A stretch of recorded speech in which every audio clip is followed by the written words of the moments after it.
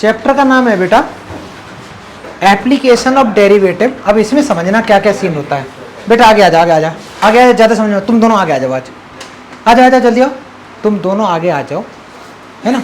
अच्छा, चैप्टर आज ही खत्म हो जाएगा, अभी थोड़ी देर में। देखो बेटा, अभी लिखना नहीं, सिर्फ सुनना। हम लोगों ने डिफरेंशिएशन कंप्लीट कर लिया है, अच्छे से कर लिया, सारे रूल कर लिए डिफरेंशिएशन के।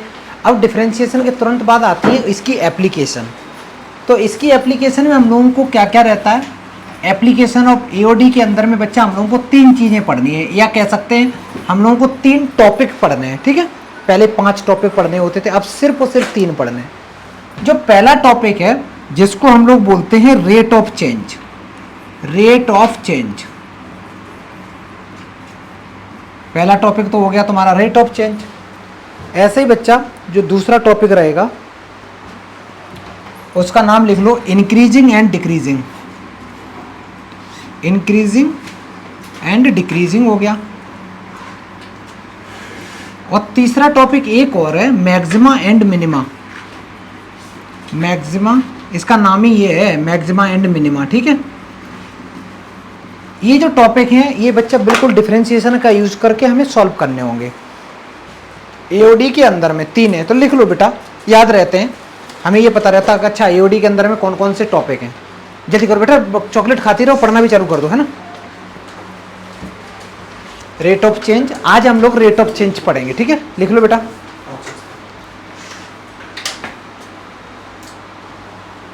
इतना लिखा बेटा। अब इसके तुरंत आगे लिखोगे।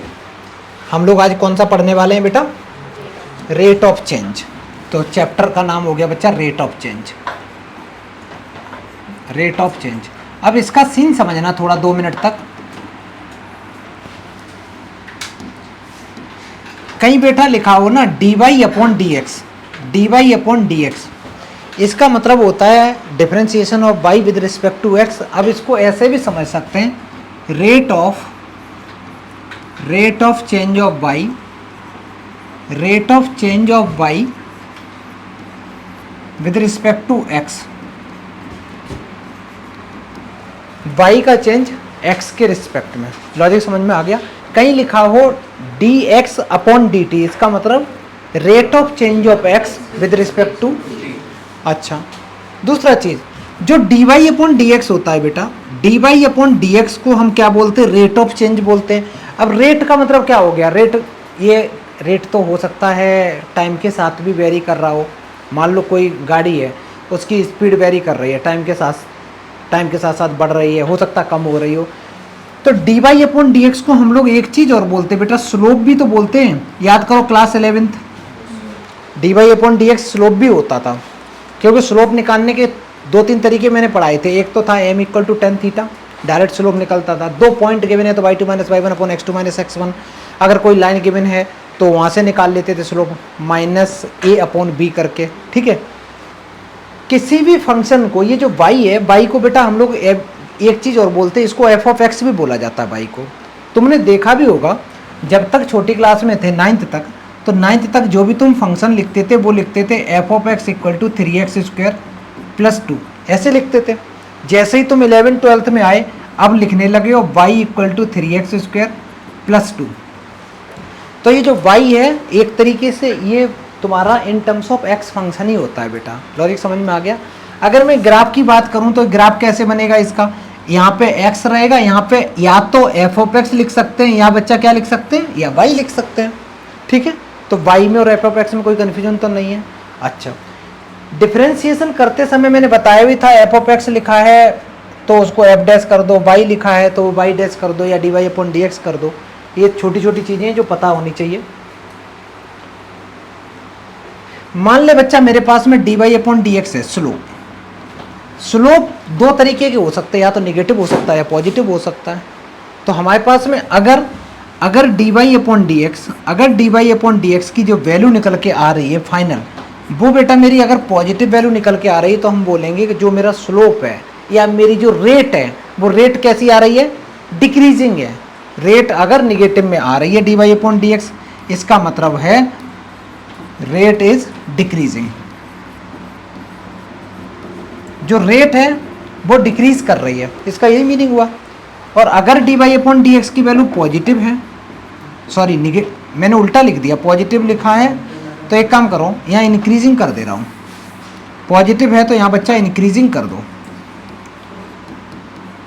और अगर मेरे पास D Y upon D X की वैल्यू निगेटिव निकल के आती है तो कह दो जो रेट है, रेट इसकी कैसी है, डिक्रीजिंग है।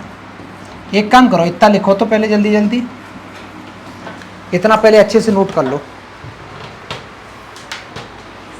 अब इसके बाद में एक नोट करके लिखेंगे बच्चा, एक नोट करके लिखेंगे। स्पीड का क्या फॉर्मूला होता, मतलब तुम लोग ये कह रहे हो कि सर जो स्पीड होती है, स्पीड इक्वल टू होती है डिस्टेंस अपॉन टाइम। तो एक बात बता छोटू, अगर speed equal to distance upon time होता है तो फिर वेलोसिटी क्या होती है? वो कह रही डिस्प्लेसमेंट अपॉन टाइम। कितने लोग इसकी बात से एग्री कर रहे हैं?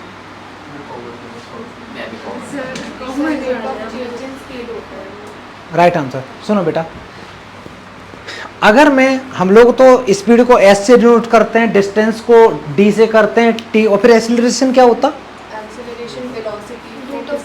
बहुत बढ़िया, ये राइट आंसर दिया। हम लोग कुछ मानेंगे, जैसे जो बच्चा एस है, एस का मतलब हम स्पीड नहीं है जो हम करेंगे, हम डिस्टेंस मानेंगे, ठीक है।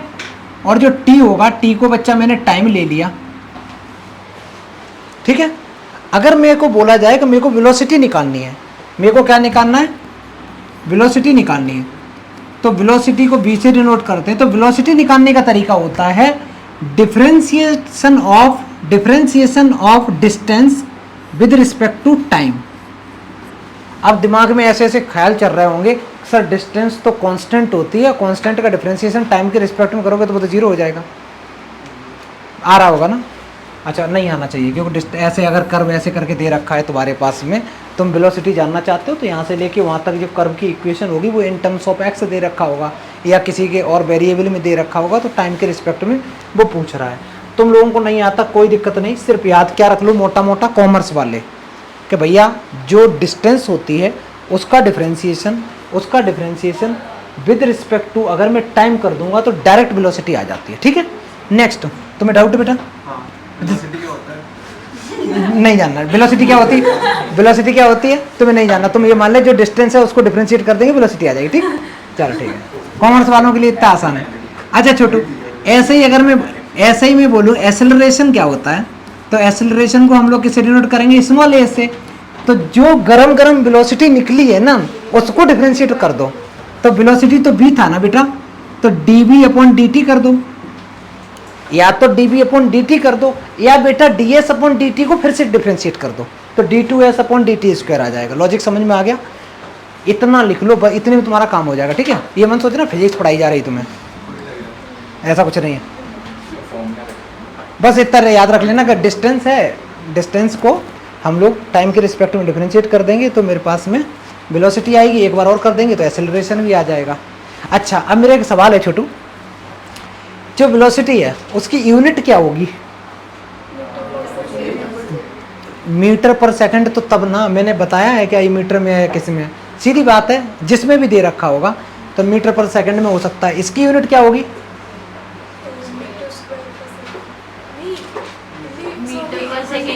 हाँ, मीटर पर सेकंड स्क्वायर हो जाएगा, ठीक है, क्योंकि वो उसको दो बार डिफरेंशिएट कर रहे हैं। चलो बेटा अभी लिख लो, जल्दी करो, बहुत आसान है बेटा। मार्जिनल कॉस्ट क्या होता है? अगर C है cost of producing X units of quantity, तो जो कॉस्ट है उसको हम लोग किससे, जितने भी नंबर ऑफ जो क्वांटिटी दे रखे होंगे वेरिएबल उससे डिफरेंशिएट कर जाएंगे, डायरेक्ट मार्जिनल कॉस्ट आ जाएगी। और रेवेन्यू कैसे निकालेंगे? आर रेवेन्यू है जितने भी X यूनिट्स अगर तुम सेल कर रहे हो जो भी है, तो हम लोग लिखेंगे डिफरेंशिएशन ऑफ जो भी रेवेन्यू फंक्शन दे रखा divide by with respect to अगर X है जो भी है, ज़्यादातर यही आता है, ठीक है। ये बस तुम्हें पॉइंट याद रखने चाहिए, किसको कॉस्ट वाले फंक्शन को हम इससे डिफरेंशिएट करेंगे और इसमें रेवेन्यू वाले को बच्चा हम इससे डिफरेंशिएट करेंगे, ठीक है। ये अब एक काम करते हैं, एक सवाल है ऐसे ही, अगर मैं बोलूँ टोटल कॉस्ट क्या होती है बेटा, तो fixed cost plus variable cost है ना, फिक्स्ड, ये तो पढ़ा ही होगा ना, वो भी लिख लो। टोटल कॉस्ट इक्वल टू, जल्दी लिखो, टोटल कॉस्ट इक्वल टू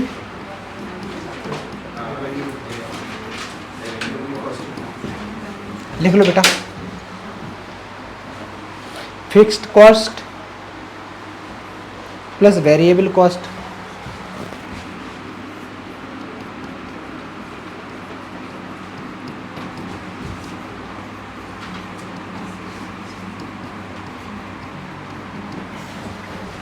अब करेंगे पहला सवाल, ठीक है।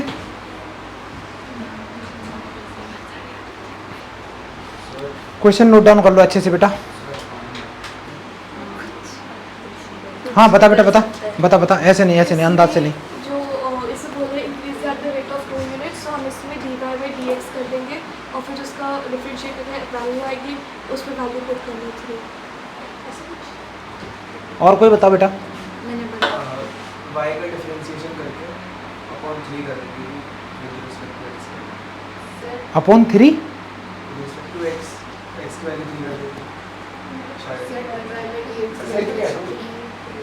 dy बाई dx करेंगे तो 2 आएगा इक्वेशन। क्वेश्चन पढ़ो बेटा, क्वेश्चन ही नहीं पढ़ा किसी बच्चे ने।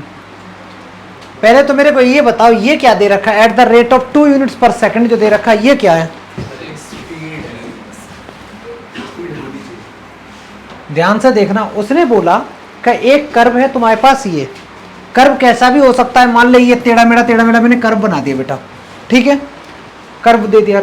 उसने बोला जो x है, x इंक्रीज कर रहा है at the rate of 2 units पर सेकेंड। जो x है बेटा वो किसके साथ वेरी कर रहा है? टाइम के साथ, टाइम के साथ उसकी रेट दे रखी है। तो मैं लिख सकता हूँ कि क्वेश्चन में सबसे पहले जो गिवन है वो dx अपॉन dt गिवन है बेटा। dx क्यों लिखा? क्योंकि वहाँ x बोला। t क्यों लिखा? क्योंकि यहाँ पर सेकेंड है। तो dx अपॉन dt गिवन है 2 यूनिट्स पर सेकेंड। एक चीज याद रखना, इंक्रीज लिखा हो डिक्रीज लिखा हो, रेट दे रखी, रेट का मतलब क्या है? उसकी डिफरेंशिएशन ही तो दे रखा बेटा। तो एक इंफॉर्मेशन तो ये मिल गई। आगे सुनो, उसने बोला जो ये कर्व था तुम्हारा, अब कर्व कैसे कैसे होते हैं, पहले मैं इसको हटाता हूँ फिर बनाऊंगा दोबारा। अब जब बेटा कर्व की मैं बात करूँ तो तुम्हें पता है कि जब जिसकी किसी भी कर्व की अगर 2 वेरिएबल लीनियर इक्वेशन 10th में पढ़ी थी, उसका कर्व हमेशा एक स्ट्रेट लाइन बनता था। लाइन ही तो बनती थी क्योंकि डिग्री 1 होती थी। अगर बच्चा किसी की डिग्री 2 है, अगर किसी की डिग्री 2 है, जैसे मैंने बोला Y square equal to 4ax, Y square equal to minus 4ax, X square equal to plus का 4ay या X square equal to minus का 4ay, ये सारे के सारे बेटा क्या है? पैराबोला है। पैराबोला की शक्ल तुम पढ़ चुके हो, या तो ऐसे बनता है या ऐसे बनता है या ऐसे बनता है या ऐसे बनता है, ठीक है। लेकिन यार ये इसकी शक्ल देखना बेटा, ये पैराबोला तो है नहीं, इसकी पावर तो क्यूब है। तो क्यूब में ना तो ऐसे बनेगा, कुछ और ही बनेगा टेढ़ा मेढ़ा। तो लॉजिक समझ में आ गया। हमें ये जानने की बिल्कुल ज़रूरत नहीं है कि एग्जैक्ट क्या बनेगा, हमें नहीं मतलब उससे, ठीक है। हमें कोई लेना देना नहीं कि एग्जैक्ट बनेगा क्या। मैं तो सिर्फ ये समझा रहा हूँ क्वेश्चन को समझते कैसे हैं।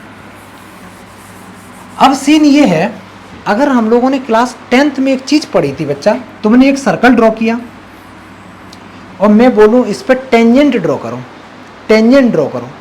टेंजेंट कैसे ड्रॉ करते थे? यहाँ से पकड़ी लाइन, ऐसे ऐसे ऐसे ऐसे गए और इसको टच करके निकल गई, ऐसे ऐसे गए और इसको टच करके निकल गई, यही तो टेंजेंट होता था।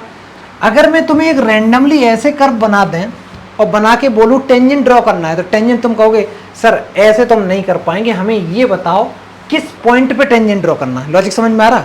क्योंकि एक कर्व के ऊपर इनफाइनाइट मैनी टेंजेंट ड्रॉ हो सकते हैं। क्योंकि मेरा मन आ रहा है यहाँ, तो यहाँ ऐसे होगा, यहाँ करोगे तो ऐसे होगा, ऐसे हो जाएगा, यहाँ करोगे तो ये ऐसे हो जाएगा, यहाँ करोगे तो ऐसे हो जाएगा। लॉजिक समझ में आ रहा? तो हमें ये जरूरी जानना है कि हम किस पॉइंट पे टेंजेंट निकालना चाहते हैं, ठीक है। अब टेंजेंट निकालने का सबसे बेस्ट तरीका क्या होता है? डिफरेंशिएट करते हैं बच्चा, उससे निकल के आ जाता है। आगे देखो, क्वेश्चन में उसने क्या बोला है? क्वेश्चन में बोला है कि ये एक इंफॉर्मेशन गिवन है। आगे पूछा how fast is the slope. Slope का मतलब बहुत बढ़िया, वो कहता है कि जो slope of the curve changing, जब x की वैल्यू 3 होगी तब बताओ स्लोप क्या होगा। तो मेरे को एक बात बता बच्चा, ये जो कर्व दे रखा है, ये जो कर्व दे रखा है, इसको हमें dy अपॉन dx करना है पहले या कुछ और करना है? सोच के बताना। ये जो कर्व दे रखा है ना, इस कर्व से पहले तो तुम स्लोप निकालो, पहले तो क्या निकालो? स्लोप। जब स्लोप आ जाएगा उसको पूछा है चेंज करने को, तो मैं कैसे निकालूंगा? सबसे पहले बच्चा मैं स्लोप निकालूंगा। तो स्लोप निकालने का तरीका ये होता है, मान लो मैंने स्लोप m ले लिया, मेरे पास गिवन है y equal to 5x minus 2x cube. इसको डिफ्रेंशिएट करेंगे विद रिस्पेक्ट टू x, तो ये बनेगा dy upon D X equal to 5 minus 6x square. ये जो निकल के आया ना बेटा, ये एक तरीके से तुम्हारा m निकल के आ गया। किसी को कोई आपत्ति? ये इक्वेशन नंबर 1 आ गई। ये जो निकल के आया है बेटा, ये तुम्हारा स्लोप निकल के आया है, ये तुम्हारा जस्ट स्लोप निकल के आया है। अब वो कहता है कि वो जो स्लोप है वो किस रेट से चेंज हो रहा है, उसकी रेट पूछिए। तो एक बात बताओ, जब स्लोप आ गया फिर से रेट की बात कर रहा है, तो जब रेट की बात कर रहा है तो फिर से डिफरेंशिएट करना पड़ेगा ना बेटा। तो जो स्लोप आया है इसको डिफरेंशिएट करना है। क्लास 11th में क्वेश्चन भी कराया था इस टाइप का, जिसमें 2 बार ऐसे करना था बेटा। तो क्या लिखेंगे इसमें? मेरे पास में जो ये आया है इसको डिफरेंशिएट करेंगे, तो रेट पूछिए, तो रेट हम कैसे निकालेंगे? dm upon dx equal to, sorry, ये dm जो निकालेंगे ना, जो भी है, इसका डिफरेंशिएशन किसके रिस्पेक्ट में करेंगे? टाइम के रिस्पेक्ट में, क्योंकि पूछा है हाउ फास्ट, कितना तेज वो बढ़ रहा होगा, घट रहा होगा, उसकी रेट बतानी है। तो इस पूरे को क्या बेटा, मैं बता रहा हूँ, देखो बेटा, क्वेश्चन में ये कर्व दे रखा था, कर्व के बाद में उसने बोला कि जो x है, x इंक्रीज हो रहा है एट द रेट ऑफ ये, इसका मतलब है x dx upon dt given है। क्वेश्चन में बोला कि जो कर्व का जो स्लोप है, कर्व का जो स्लोप है उसकी रेट बताओ। तो कर्व से पहले तो हम स्लोप निकालेंगे, कर्व से पहले स्लोप निकालेंगे। कर्व से स्लोप कैसे निकलता है? dy अपॉन dx करके। ये आ गया स्लोप गरम गरम। इस जो स्लोप आया है, इस स्लोप की वो रेट जानना चाहता है। रेट का मतलब इस स्लोप को डिफरेंशिएट करना है। लॉजिक समझ में आया? तो अब इसको जब हम डिफरेंशिएट करेंगे तो कैसे लिखेंगे? एक बार हम पहले लिख दे रहा हूँ यहाँ पे, m इक्वल टू मेरे पास है बच्चा 5 माइनस 6x स्क्वायर। हम लोग लिखेंगे डिफरेंशिएट, क्योंकि रेट निकाल रहे हैं बेटा, differentiate with respect to t। m का डिफरेंशिएशन होगा dm upon dt equal to minus 12x। और भी होगा कि नहीं होगा? मैंने अभी डिफरेंशिएशन t के रिस्पेक्ट में किया, तो t के रिस्पेक्ट में 5 का 0, इसका करोगे तो माइनस का 12x, x का भी तो करेंगे, x का होगा बेटा dx अपॉन dt। अच्छा, dx अपॉन dt की वैल्यू बेटा यहाँ सुन लो, dx अपॉन dt की वैल्यू क्या होगी? 2 यूनिट्स। तो हमें निकालना है dm अपॉन dt, और ये dm अपॉन dt किस वैल्यू पे निकालना है? किस वैल्यू पे निकालना है? तो हम यहाँ पे ऐसे लगाएंगे, ऐसे देख लो बेटा, ऐसे लिखेंगे, ऐसे एक ऑब्लिक टाइप का लगा के लिख देंगे, x इक्वल टू 3 पे निकाल रहे हैं। तो जहाँ जहाँ बच्चा इसमें x है वहाँ पे 3 लिख दो, और dx अपॉन dt की वैल्यू भी लिख दो। कितनी है? 2 भी लिख दो बेटा। तो कितना आंसर आया? -72। इसकी यूनिट क्या होगी बेटा? मीटर कहाँ लिखा है बेटा? यूनिट पर सेकंड, सही बोला, यूनिट पर सेकंड लिख लो बेटा, यूनिट्स पर सेकंड। पूरा क्वेश्चन समझो, बहुत आसान है, जल्दी करो। एक चीज याद रखना बेटा, ऐसे क्वेश्चंस को अटेम्प्ट करने का सबसे अच्छा तरीका यही है। इसको थोड़ा सा कम कर दे बच्चा, बहुत तेज चला रहा है, हवा भी नहीं दे रहा। ठीक है, क्वेश्चन को अटेम्प्ट करने का यही तरीका है। पहले तो ये लिखा करो गिवन क्या क्या है, ठीक है। गिवन अगर तुमने फाइंड कर लिया और फिर फाइंड क्या करना है ये लिख लो, तो बाकी का क्वेश्चन बड़ा आसान हो जाएगा। क्वेश्चन में देखा तो उसने बोला edge of an cube is increasing, मतलब एक क्यूब है। मान ले बेटा तुम्हारे पास क्यूब पहले ऐसे था, पहले तुम्हारे पास में एक क्यूब बच्चा ऐसे था, ठीक है। थोड़ी देर के बाद में ये क्यूब मोटा तंगड़ा हो गया,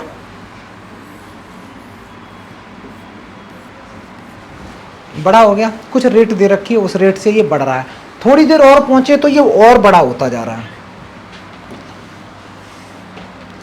थोड़ी देर और आगे गए, मेरे पास क्यूब मिल नहीं रहा है बेटा, सब हो रहा ना स्क्वायर। कहाँ पे 3D में 3D में, ये 3D तो चल रहा है, सॉरी ये क्यूब है ना बेटा। ये कहता है कि अगर तुम्हारे पास एक क्यूब पहले ये था, थोड़ा सही कर दे रहे हैं, ये था, उसके बाद 5 सेकंड के बाद ये ऐसा हो गया, 10 सेकंड के बाद में ये हाल हो रहा है, ऐसे बढ़ता जा रहा, बढ़ता जा रहा, बढ़ता जा रहा, बढ़ता जा रहा, बढ़ता जा रहा, बढ़ता जा रहा, ऐसे जो भी है, ये हो सकता कम भी होता जाता, ठीक है। क्यूब जो बढ़ रहा है या घट रहा है, तो कभी भी क्यूब में ऐसा हो सकता है कि सिर्फ और सिर्फ उसका वॉल्यूम बढ़ रहा हो, एक्चुअली उसकी चारों साइड सब कुछ एक साथ हो रहा होगा ना, वो पूरा एक साइड बढ़ेगा।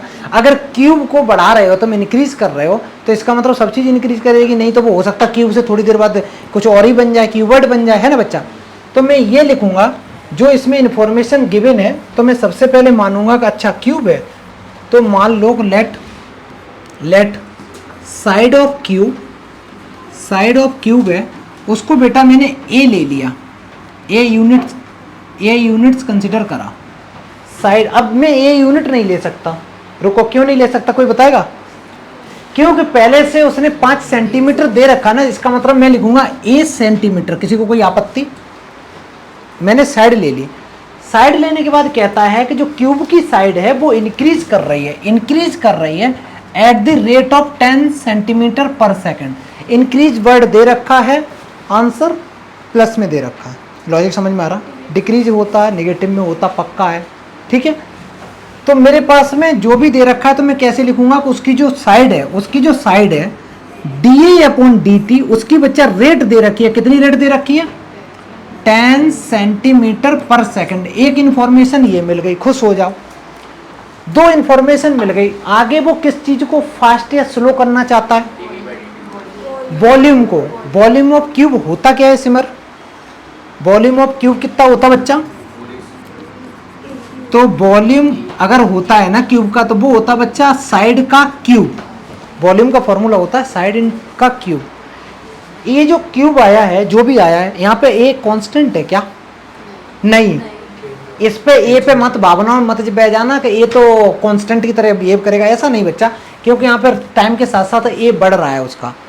तो इसको मैं डिफ्रेंशिएट करूंगा किसके रिस्पेक्ट में? टाइम के रिस्पेक्ट में। अगर मैं टाइम के रिस्पेक्ट में डिफ्रेंशिएट करूं तो ये बन गया dB upon dt equal to 3a²। और a का डिफ्रेंशिएशन क्या होगा बेटा? कट्टर 3a²। फिर a का डिफ्रेंशिएशन क्या होगा बच्चा? पता नहीं ना, चलो dA अपॉन dt होगा, ठीक है। dA अपॉन dt हो गया। कॉपी नहीं करो, पहले समझो ध्यान से। अरे यार ये क्या आ गया?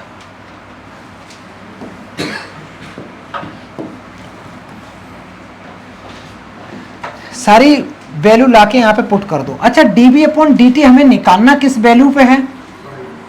तो यहाँ लिखो बच्चा a इक्वल टू 5 पे निकालना है, a इक्वल टू 5 पे निकालना है। तो a की वैल्यू 5 पुट कर दो, dA अपॉन dt की वैल्यू यहाँ से पुट कर दो। सपोज ये इक्वेशन नंबर 1 है, ये इक्वेशन नंबर 1 है, सब कुछ पुट करेंगे तो ये आएगा 3 इंटू 5 का स्क्वायर इंटू 10। क्या छोटू? जो भी है। अच्छा इसको थोड़ा सॉल्व करेंगे तो ये आ जाएगा 750।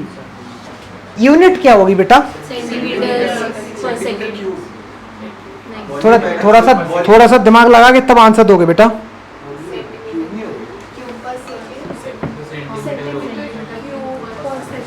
जब वॉल्यूम निकाल रहे हैं तो वॉल्यूम तो बच्चा क्यूब में होता है ना। भैया पानी दे देना। हेलो, बस बढ़िया है, अभी आ रहा हूँ। तो कितना होगा बेटा इसका? सेंटीमीटर क्यूब पर सेकंड। सेंटीमीटर क्यूब पर सेकंड ही आंसर आ गया, ठीक है। क्वेश्चन समझ में आया थोड़ा थोड़ा? नेक्स्ट क्वेश्चन जल्दी करो स्पीड में। सर d by dt मतलब जो वॉल्यूम का क्यूब का वो by dt 0 होगा, कांस्टेंट रेट है। बहुत बढ़िया, आगे बोल। Inversely as length of side. तुम बता बेटा आदित्य। साइंस का लेसन नहीं आता। क्या क्या क्या क्या बता रही? बता बेटा, बहुत आसान है। चलो बता अर्नब। हाँ क्यूब की वॉल्यूम जो है वो कांस्टेंट रेट बहुत कांस्टेंट का मतलब है तुम ये कह रहे हो, सुनना बेटा, dv upon dt equal to 0। एक इन्फॉर्मेशन तो ये मिल गई तुम्हें कि इसका जो dv अपॉन dt है बच्चा वो कांस्टेंट का मतलब है 0 है, dv upon dt equal to 0 है। वो कहता है volume of a cube increases at a constant rate. एक काम करते हैं, कांस्टेंट रेट नहीं, मैंने थोड़ा सा गलत लिखा, कांस्टेंट रेट दे रखी, 0 तो नहीं दे रखा है ना। तो मैं ये कह सकता हूं कि जो वॉल्यूम है, वॉल्यूम को हम कुछ एज्यूम कर सकते हैं, कुछ भी, let dv upon dt equal to हम एज्यूम कर लें k। कोई किसी को आपत्ति? क्योंकि dv अपॉन dt कांस्टेंट है। लेकिन एक बात बता बेटा, अगर तुम्हारे पास साइड जो है, अगर तुमने लेट साइड ऑफ क्यूब को बच्चा तुमने a कंसीडर करा, a कंसीडर करा, a यूनिट्स, तो वॉल्यूम का फॉर्मूला क्या होता है? वॉल्यूम इक्वल टू कितना होगा? तो वॉल्यूम जो होगा, तो वॉल्यूम v इक्वल टू होगा बच्चा a क्यूब। अगर मैं इस वॉल्यूम को डिफरेंशिएट कर दूं with respect to time, differentiate कर दूं विद रिस्पेक्ट टू टाइम, तो ये आ जाएगा तुम्हारा dv upon dt equal to 3a square, उसके बाद da अपॉन dt। किसी को कोई आपत्ति? ये बता बेटा, ये किसी के समझ में ना आया हो तो पूछो। देखो dv अपॉन dt तो गिवन था तुम्हें, कांस्टेंट है तो मैंने कांस्टेंट लिख दिया। उसके बाद थोड़ा मैं यहाँ गया, मैंने जो चीज़ गिवन थी उसी को, वॉल्यूम को मैंने नॉर्मल, जब उसको साइड क्यूब लिखा और उसको डिफरेंशिएट किया टाइम के रिस्पेक्ट में, कुछ ही रिलेशन आया। dv अपॉन dt की वैल्यू कितनी है बेटा? तो मैंने यहाँ पे बच्चा k पुट कर दिया। 3a स्क्वायर है ना, 3a स्क्वायर इधर मल्टीप्लाई कर रहा है, इधर आके क्या करेगा? डिवाइड करेगा। तो मैं अभी लिखता हूँ इसको, अभी बेटा मैं इसको लिखता हूँ। तो एक तरीके से तुम्हारे पास dA upon dt equal to आ गया k divided by 3a square. इतना आया? यहाँ रुक जाओ, चलो ये तुम्हारी इक्वेशन नंबर, इसको 1 न लेके तुम इसको ले लो तो ये ज़्यादा अच्छा रहेगा, इसकी कोई ज़रूरत नहीं। इतना समझ में आया समृद्धि? अब देखना बच्चा आगे वो कहना क्या चाह रहा है। वो कह रहा है कि ये तो भैया तुमने वॉल्यूम के बारे में बातें करी, वो कहता है प्रूव करना है कि increase in its surface area. अगर बच्चा मैं इसके सरफेस एरिया में इंक्रीज करूं तो वो इन्वर्सली प्रोपोर्शनल होना चाहिए, inversely as the length of the side. Length of side हमने कितनी एज्यूम करी थी? a। तो वो कहता है कि इसका जो सरफेस एरिया होगा, उसका जो रेट होगा, जो भी है, वो इन्वर्सली प्रोपोर्शनल आना चाहिए। एक बात बता बेटा, सरफेस एरिया का फॉर्मूला क्या होता? सरफेस एरिया बोला कि एरिया बोला है? अच्छा, तो सरफेस एरिया जो होगा उसको मैं ले रहा हूँ अपनी मर्जी से, S ले रहा हूँ बेटा, ठीक है। तो S जो होगा सरफेस एरिया वो होगा 6 इंटू साइड स्क्वायर। अगर S equal to 6 into side square है और इसकी मैं रेट देखना चाहूँ तो मैं करूँगा differentiate with respect to T। तो ये बन गया बेटा ds upon D T equal to 12a, फिर बनेगा da अपॉन डी टी। किसी को कोई दिक्कत? एक्चुअली क्या था ना, ये वॉल्यूम का रेट दे रखा था और वो कह रहा है कि जो इसका सरफेस एरिया की रेट होगी वो इन्वर्सली प्रोपोर्शनल इसके साइड के, ये प्रूव करो। मैं एक काम करता हूँ, यहाँ पे da अपॉन डी टी की जो वैल्यू निकाली थी वो ले जाके यहाँ पे पुट कर दो, तो तुम्हारे पास आ गया 12 इंटू a इंटू के डिवाइडेड बाई 3a स्क्वायर। बेटा देखो इस 3 से ये 4 टाइम्स कैंसिल, इस a से ये कैंसिल, तो तुम्हारे पास आ गया 4k अपॉन a। मज़ेदार बात ये है बच्चा, यहाँ देखो 4 भी कांस्टेंट है, k भी कांस्टेंट है और डिवाइड में क्या है? a। तो जो ds अपॉन dt है, जो ds अपॉन dt है, ये तुम्हारा इन्वर्सली प्रोपोर्शनल हो गया तुम्हारा किसके? a के। और इसको और अगर समझदार बच्चों की तरह करो तो यहाँ पे बेटा मैं 1 अपॉन ये लिख सकता हूँ कि नहीं? अच्छा, जब प्रोपोर्शनलिटी साइन हटाते हैं तो कोई ना कोई कांस्टेंट आता है, वो कांस्टेंट कौन है? 4k। Hence proved. क्वेश्चन समझो, वॉल्यूम गिवन था, सरफेस एरिया को प्रूव करना था कि वो इन्वर्सली है या नहीं है। तो वॉल्यूम जो गिवन था उसको डिफरेंशिएट किया, dv अपॉन dt आया, उसको मैंने जब कांस्टेंट था तो मैंने k एज्यूम कर लिया पहले ही, करते गए साइड की रेट आ गई, साइड की रेट आ गई। उसके बाद में मैंने क्या किया, यहाँ पे सरफेस एरिया को उसने बोला था कैसे स्लो है फास्ट है, तो सरफेस एरिया का फॉर्मूला लगाया, टाइम के रिस्पेक्ट में डिफ्रेंशिएट किया, dA/dt जहाँ मिला वहाँ वैल्यू पुट कर दी, मेरा प्रूव हो गया। 4K कहाँ चला गया? एक्चुअली क्या होता है ना बेटा, जब प्रोपोर्शनैलिटी साइन हटाते हैं, ग्रेविटेशनल फोर्स पढ़ा था तुमने क्लास 9th में, तो क्या होता था, F is directly proportional to m1 m2 upon r² था ना, दो बॉडी रखी हैं उनके बीच में, अरे भाई ग्रेविटेशनल नहीं था फिजिक्स में, 9th-10th में कुछ पढ़ाई होगा ना, तो वो प्रोपोर्शनलिटी हटता है तो K आता है जिसकी वैल्यू कुछ होती है 1.6 समथिंग, पता नहीं पड़ी, अच्छा स्किप किया था मैंने। कोई नहीं बेटा, तो तुम समझ लो, ऐसे भी डायरेक्ट भी कह सकते हो कि यूनिवर्सली प्रोपोर्शनल है। अगर दिक्कत आ रही हो ना, दिक्कत आ रही हो तो डायरेक्ट इक्वल टू करके ये कह सकते हो, ठीक है, कोई दिक्कत नहीं है। जल्दी करो, अबे यार एक लाइन और लिख लोगे तो क्या दिक्कत है, जल्दी करो। बता बेटा क्या दे रखा है, सोचो। सरफेस एरिया इंक्रीज हो रहा है 4 सेंटीमीटर पर सेकंड की स्पीड से। सरफेस एरिया होता तो सेंटीमीटर जरूर होता, रेडियस हो रहा है, बहुत बढ़िया। याद रखा बेटा, अगर मान ले छोटू एक तालाब है, पानी भरा है उसमें, ठीक है, तालाब मैंने चलो अभी सर्कल बना दिया, तुमने लिया एक पत्थर स्टोन लिया, ऐसे डाल दिया इसमें, अगर बीच में डालोगे तो इसके साइड में ऐसे करके ऐसे मूव करते हुए इसकी जो वेव्स होंगी मूव करेंगी, अच्छा ऐसे ऐसे ऐसे ऐसे यहाँ तक पहुँच गई, फिनिश हो गई। एक सवाल ये है, अगर बच्चा तुम्हारे पास में जो तालाब है मान ले छोटू इस टाइप का है, ट्रायंगुलर शेप का है, तो मैंने इसमें पत्थर डाला, तो अब वेव फॉर्म जो इसकी होंगी, जो भी वेव्स मूव करेंगी वो कैसे करेंगी? दो ऑप्शन है, क्या ऐसे करेंगी बेटा या फिर ऐसे मूव करेंगी? सर्कल में करेंगी, क्योंकि उसको थोड़ी नहीं पता कि ये ट्रायंगुलर है कैसा है। लॉजिक समझ में आ रहा है? इंटरेस्टिंग चीज़ ये है कि उसका शेप कैसा है मेरे को फर्क नहीं पड़ता, लेकिन ये है कि जो भी वेव उसकी मूव करेंगी वो बेटा कैसे कर रही होंगी? सर्कल में कर रही होंगी। जब ये सर्कल में कर रही होंगी तो मान ले एक टाइम के साथ में ऐसे चल रहा होगा सीन,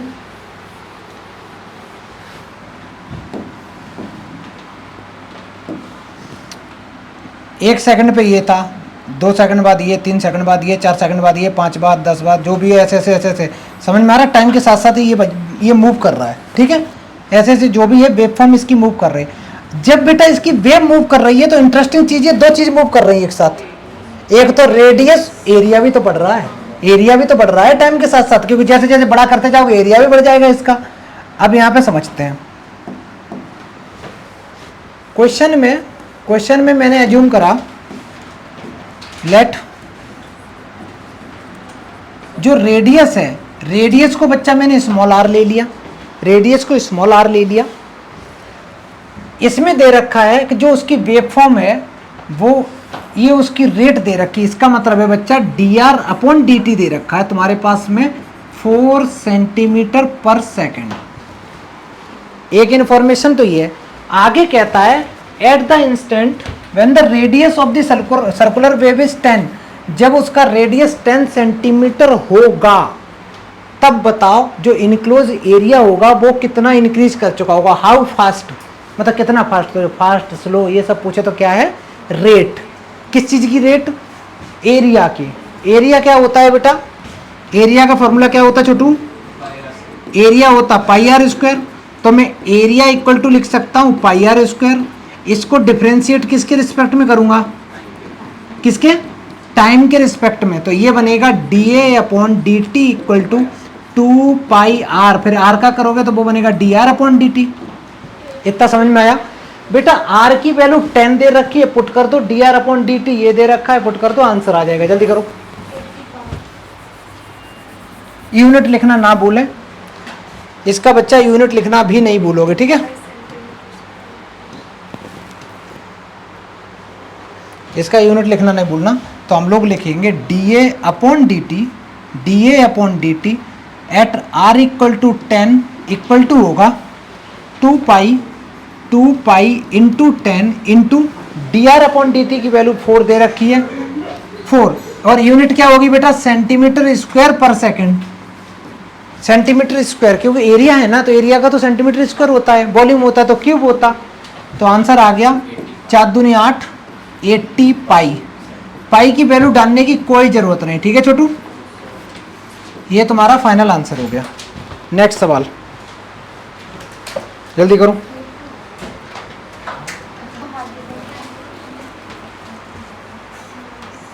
ये बेटा अमर कॉलोनी का साइड इफेक्ट है कि यहाँ से तुम्हें 4 नहीं दिख रहा है। ये देखो ना, सही जगह जाकर दिखेगा।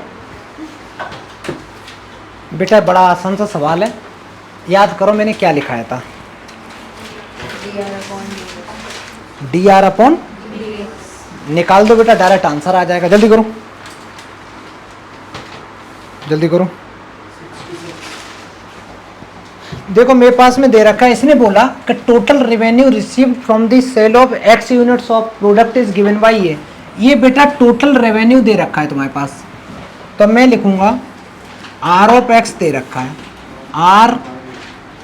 आर दे रखा है, कितना दे रखा है 3x² प्लस 36x प्लस 5। उसने बोला फाइंड द मार्जिनल रेवेन्यू पूछा है।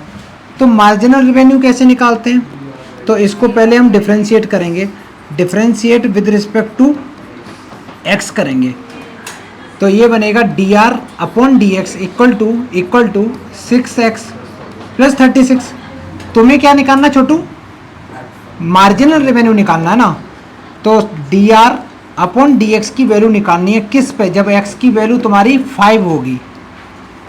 तो ये बन गया 6 × 5 प्लस 36, 5 छक्के 30, 30 30 60, 66। इसकी यूनिट क्या होगी बेटा? एक आध क्वेश्चन और बचा है क्या सर रेवेन्यू है तो रुपीस नहीं होगा इन करोड़। बेटा? ये लास्ट सवाल है।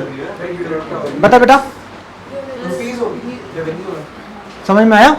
तो 66 बेटा इसका आंसर आ गया तुम्हारा। अच्छा तो लिख दो तुम्हारा मार्जिनल रेवेन्यू इक्वल टू आ गया कितना बेटा? 66। यूनिट वगैरह जो लिखना चाहो लिख दो, ठीक है। यूनिट क्या है? रुपीस लिख सकते हैं। अगर डॉलर में हो तो करोड़ में हुआ तो यूनिट दे रखा होगा दे रखा होगा, जो भी दे रखा हो, ठीक है। चलो सुनो बेटा, एक चीज़ याद रखना, ये चैप्टर में